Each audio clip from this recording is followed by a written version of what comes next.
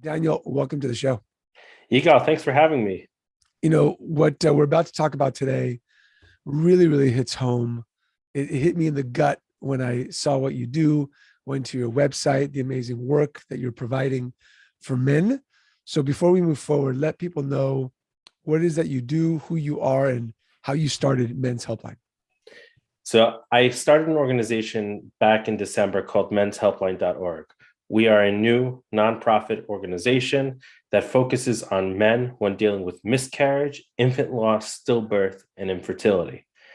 And one of the reasons I got to this point was my wife and I suffered a miscarriage 2.5 years ago after going through some fertility treatments because we found out we were carriers for two of the same genetic conditions.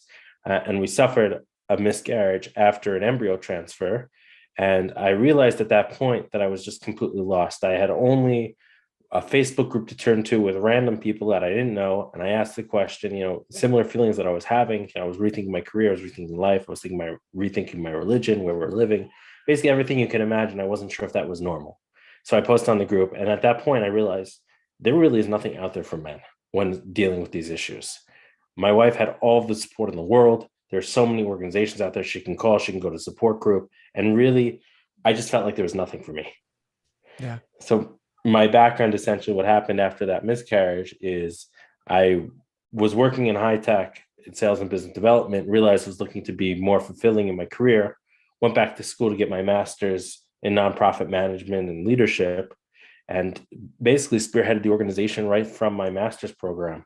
I created a support group and then realized after a while, I'm fundraising for so many different organizations that it's time to really spearhead and start my own organization.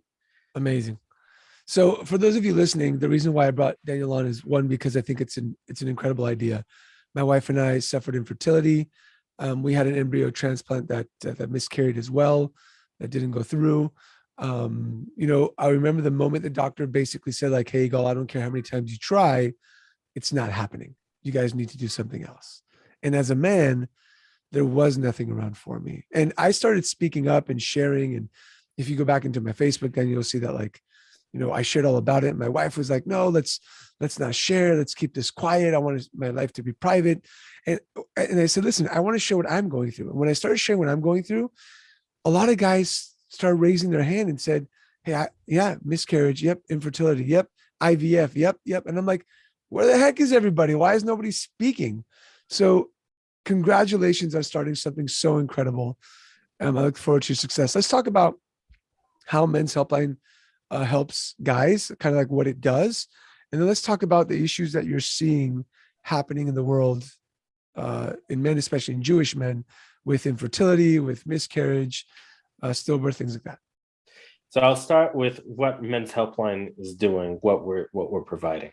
Number one is we have a podcast, and so far we've recorded over 27 episodes and of men just sharing their stories of their journeys and inspiring others, giving advice through it.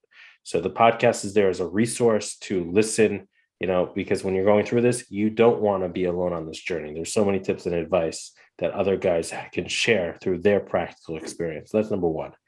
Number two, we have a hotline that's just launching this upcoming week, Nice. A toll-free number that you can call in if you're going through it. Number three is a Facebook group. We're planning retreats in the United States and in Israel, and as well as Facebook group. But the idea really, what I'm trying to hit home here is the fact that you're not alone. I want to build community within community. So let's say you're a guy struggling with miscarriage, infertility, loss, and you're out in Los Angeles. Let's connect the two, three, four people together in LA and maybe even create a pickup basketball game or go to a bar or whatever the case might be, whatever the interest, music, create a community for those who are going through it. Because when it's happening, it's really tough. And even afterwards, it's even tougher. So to have that resource and that network for that support and that communication, it's huge. So let's talk about what you went through. Let's dive deep into the emotion, right? Tell me the background. Did you guys go through IVF? Was it, what happened that miscarried, and what were the emotions that came up for you when that happened? So I'll backtrack. So I met my wife, we got married 5 years ago. before we got married, we did genetic testing. We went to J-Screen. Obviously, a lot of Jewish couples, you go through either Doria Sharm or J-Screen, whatever it is, to make sure you're genetically approved, so to speak. So we did genetically testing. We found out we were carriers for two of the same genetic conditions. So we knew going into marriage that we would have to go through the IVF fertility process and do pre-genetic diagnosis. Fine, we overcame that obstacle. We moved from the United States to Israel. One of the reasons is because going through fertility treatments in the United States is extremely expensive, whereas in Israel, it's free for the first two kids. In our case, because of the genetic thing, it might be free for longer. So we're saving lots of money in that regard. So we did a cycle, an IVF cycle. I forget how many embryos we got. In our case, I think we got 8, and then it became 4, and then 2. Was going really well, was really excited. The emotions in that aspect was, well, this is really cool, getting embryos. Then you get to the 2-week wait. Am I pregnant? Am I not pregnant? What's going on in that? Like, I was just, my mind was going crazy.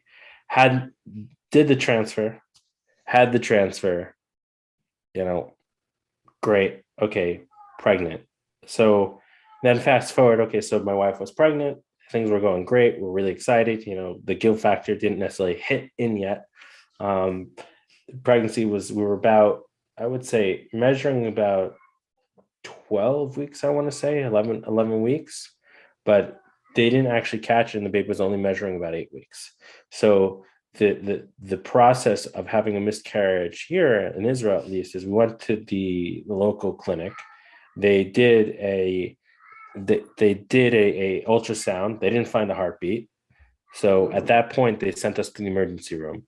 And then you had to go through that process again, confirming no heartbeat, and then scheduling a procedure, either a DNC or letting it happen natural. So at that point, I'm like, emotionally like, oh my gosh, what is going on? And I'm trained as an emergency medical technician. So I see patients giving birth all the time and having miscarriages. But at that point, I was in shock, and I was somewhat alone. I only was able really to reach out to 1 or 2 people who I know who had gone through this, because I feel like the way a lot of guys feel is that it's embarrassing, it's private. I don't really want to talk about it. At least it's discouraged somewhat in the Jewish world to talk about this stuff. But then I realized, I'm not alone in this regard. I mean, the statistics don't lie.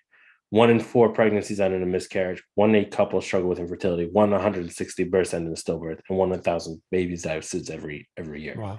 So those statistics and seeing what's out there and that I wasn't alone was really helpful. But what happened after the miscarriage is I had a boss who, at the time, she was female, she understands it, but really didn't give me the space to grieve. It was always, your guy, yes, you want to support, but you still have a quota to hit. You still have plans. You gotta keep up and keep working. I understand that things happen, but we have business to run. So I did not have the time in the space at all to reflect on it.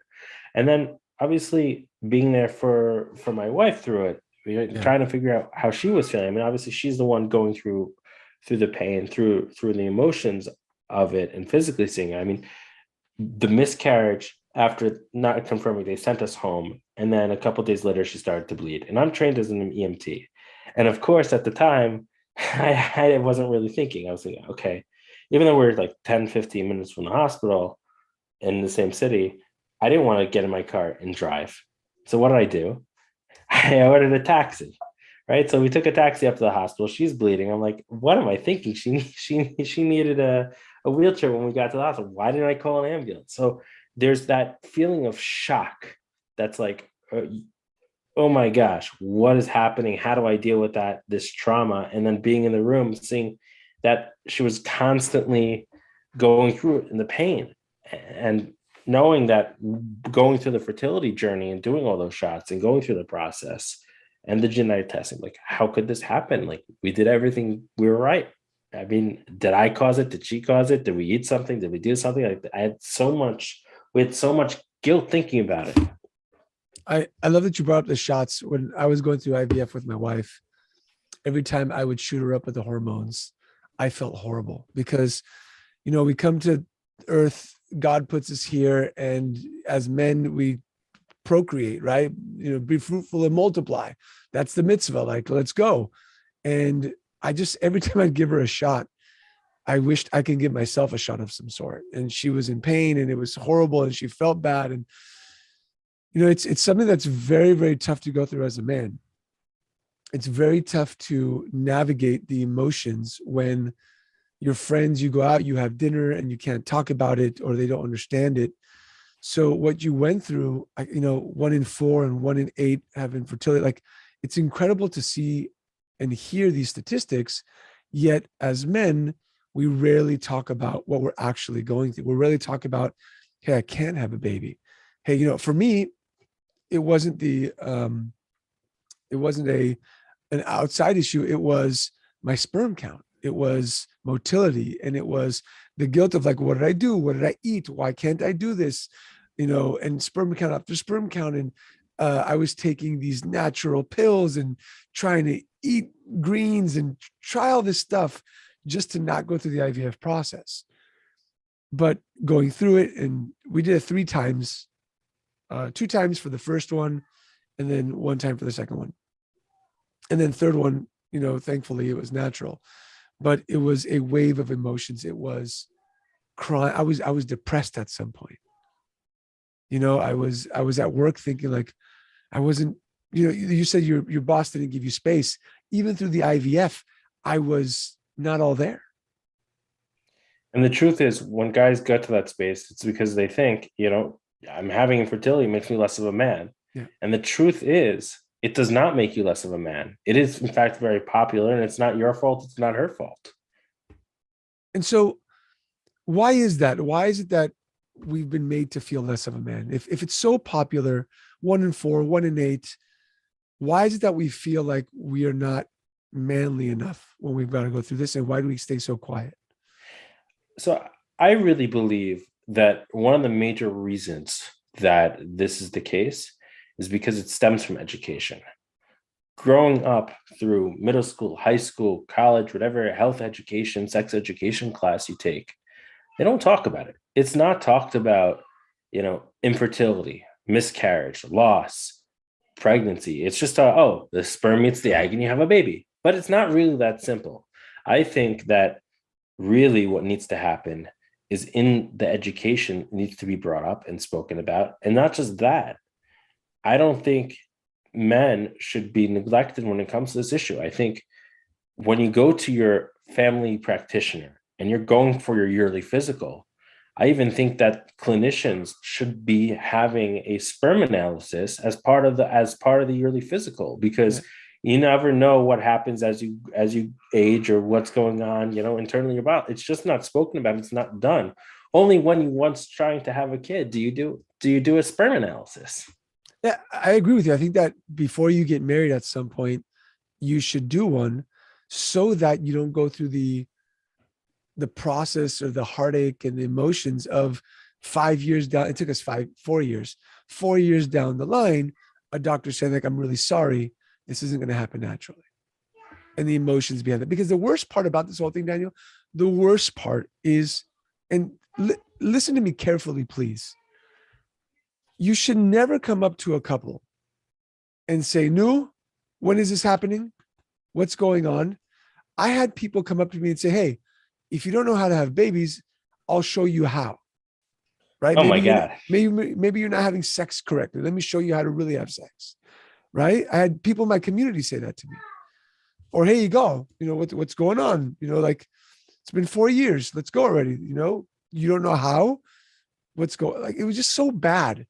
And instead of people saying like, "Hey, you guys, it's been 4 years. If you're going through something, I'm open to listen."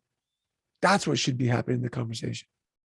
Yeah, that's absolutely right. In addition, as they say, don't judge a book by its cover, right? Just because someone's married, doesn't have kids yet, you don't know what the backstory is. You don't know how many miscarriages they have. You don't know how long they've been trying. I don't assume that this couple doesn't want to have kids. Yeah, maybe it's the one thing that they want the most and they can't. And you talked about the financial aspect. The fact, where did you move from to go to Israel? I moved from New York City. All right, so we're in San Diego, and you were very smart because my 2 daughters, the first and the second daughter. They no longer have college funds, right?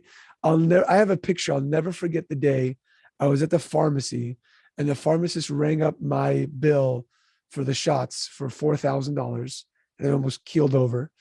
Probably spent, hundreds of thousands of dollars in the whole process. And it was tough. It was tough financially. It was tough emotionally. So it was really funny.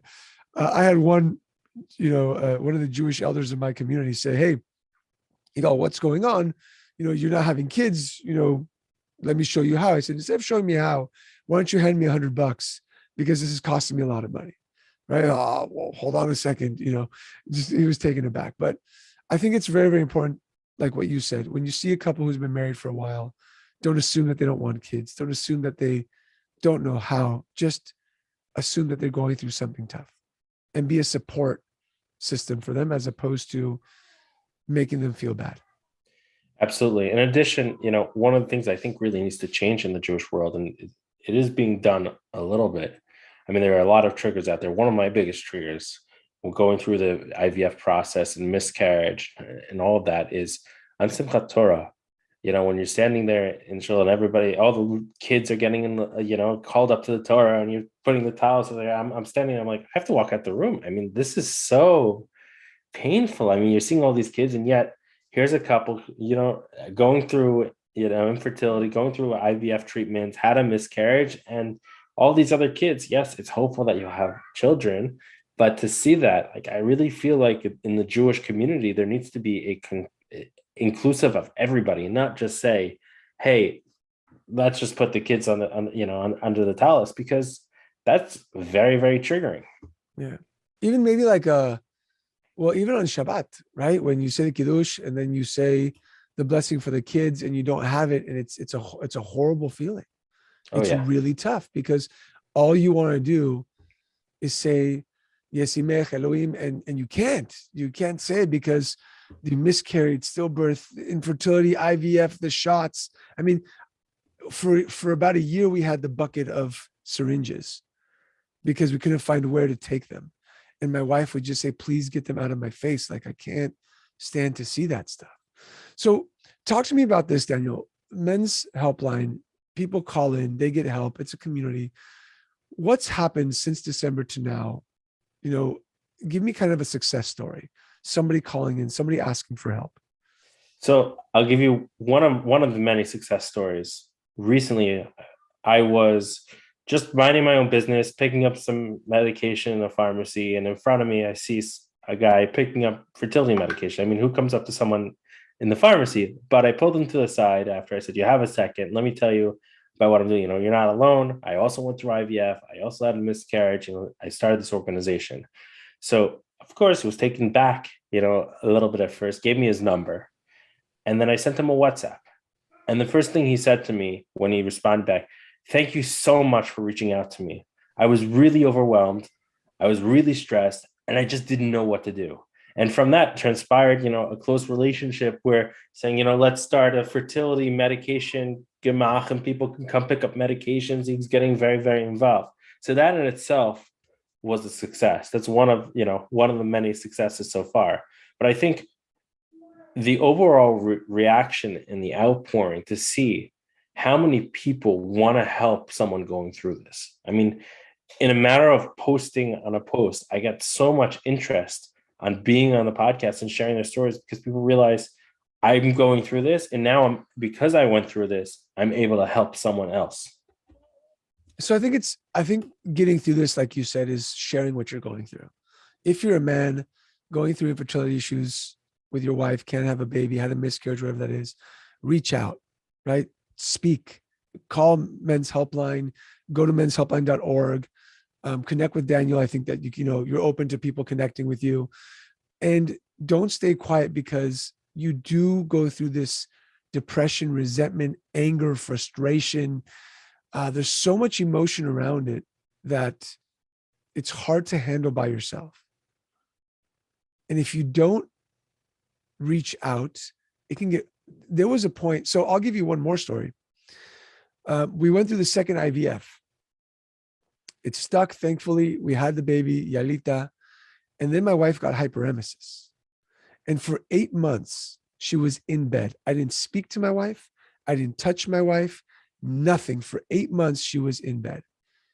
And so imagine going through the IVF process, and then we give birth. We're supposed to be celebrating. And within a week of giving, not giving birth, she was pregnant, right? We go through the IVF process. She gets pregnant. For 7 months of pregnancy, she's in bed. It was hell. Oh my. And hyperemesis is horrible. It's a horrible issue for women. I mean, if you don't know what it is, hyperemesis is where they're throwing up 4 times a day, IVs. We had to go to the hospital. She couldn't watch TV. She couldn't read a book. She couldn't see light. That's how sensitive she got. So it was months of IVF, months of hyperemesis gravidarium. And I'm sitting here thinking to myself, I can't believe this is happening. Nobody was understanding. So reach out. Don't stay quiet. Raise your hand and say, I need help. This is what we're going through. And I think that if your wife, because I think this happens a lot, Daniel, let me know, your wife might want to keep it private. I think it's important to share with your wife, with your spouse, and say, if we keep it private, or as we keep it private, I'm getting depressed, I'm getting down, it's emotionally breaking me. Yeah, that's exactly right. The number one tip I have for guys that I hear all the time is you got to have open communication, because if you're not talking about it together as a couple, you're just going to go very down a dark path, turn to alcohol, turn to drugs, turn to depression. I mean, porn, that happens as well, right? Some guys turn to porn. Divorce. Yeah. You know, I mean, there are countless stories of guys going down that dark hole and not being able to pull out of it because they're not talking about it, because they're not open about it and seeking help. Yeah. I love it. Daniel, I think what you've created is outstanding.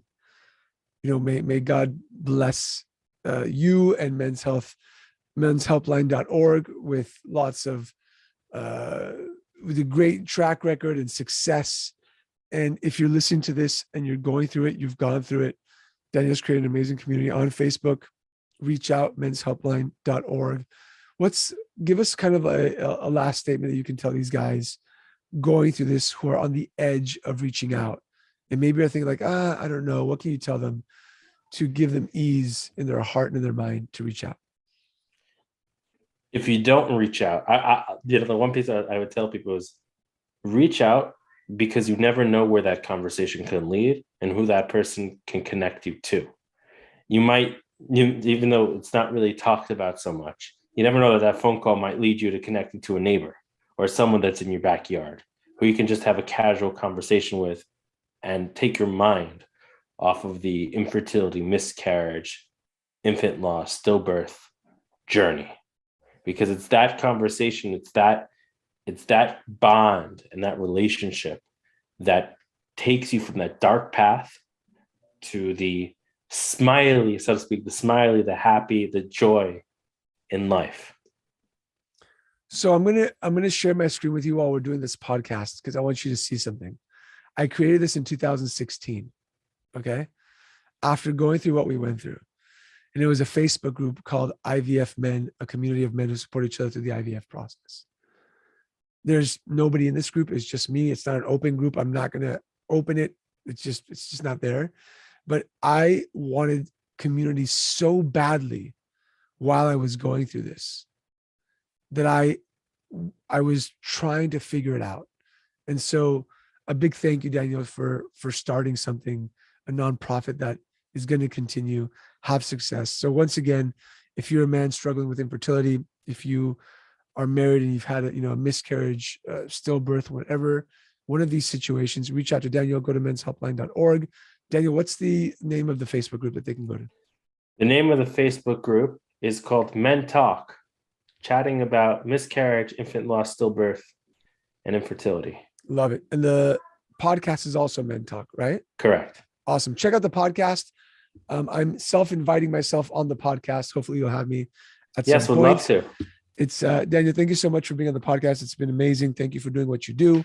And as we say here on Tribesmen, may you be blessed with strength and courage. Amen. You go. Thanks so much again for having me.